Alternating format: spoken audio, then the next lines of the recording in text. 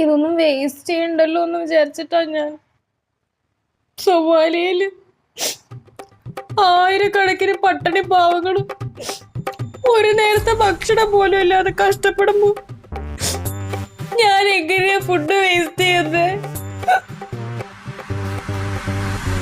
എനിക്ക് സഹിക്കാൻ പറ്റുന്നില്ല.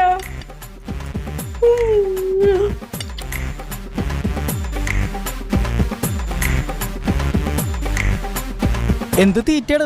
എങ്ങനെ മുതലാവണം നിനക്ക്? നിനക്ക് സൊമാലിയുടെ കാര്യം വല്ല അറിയടാ? നീ കഴിച്ചോടാ.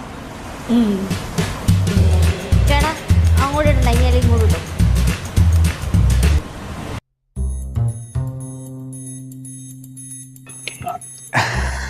സോറി, എനിക്ക് അടുത്ത അപ്പോയിൻമെൻറ്റിനുള്ള സമയമായി.